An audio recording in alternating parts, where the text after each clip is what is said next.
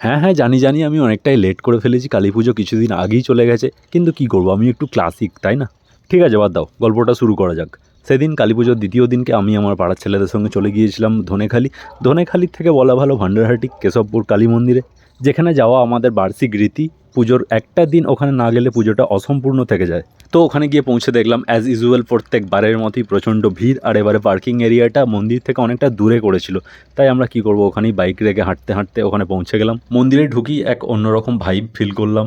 বাইরে এত ভিড়, এত আওয়াজ, তার মধ্যে মন্দিরে পা রাখতেই মনে হয় যেন সব কিছু মিলিয়ে গেল।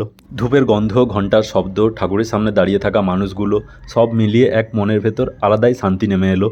তারপর মন্দির থেকে বাইরে বেরোতেই দেখলাম বিশাল বক্স বাজছে, প্রচুর মানুষ নাচ করছে, আর আমাদেরও তো বিশাল ইচ্ছা করছিল, আমাদের নয় আমারই ইচ্ছা করছিল। ওদের যখন বললাম কী রে নাচবি, ওরা তো লজ্জায় যেতে চাইছিল না, কিন্তু এত ব্যাপক ব্যাপক গান বাজছিল যেগুলো নিজের পাড়ায় বাজে না এখনও কালই।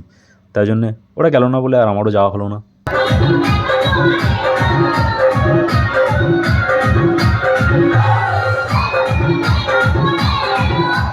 তারপর আর একটা জিনিস, ওখানে আমরা প্রত্যেক বাড়ি যাই, কিন্তু এবারে গিয়ে একটা নতুন জিনিস জানলাম, এই ঠাকুরটা নাকি আরও দুটো বোন আছে, যেগুলোর মন্দির এই পাশেই অবস্থিত। তাই আমরা ঠিক করলাম যে বাকি দুটোতেও যাব। তারপর যখন পৌঁছালাম, গিয়ে দেখি বিজয়ের জন্য প্রস্তুত করা হচ্ছে, ঠাকুরের গয়না খোলা হচ্ছে। তারপর আর কি, একটু এদিক ওদিক ঘুরে ফটো ফটো তুলে সবাই বলছিল বাড়ি আসবে বাড়ি আসবে, তাই আমরা বাড়ির দিকে রওনা হয়ে গেলাম। দেখা হচ্ছে পরের ভিডিওতে, টাটা।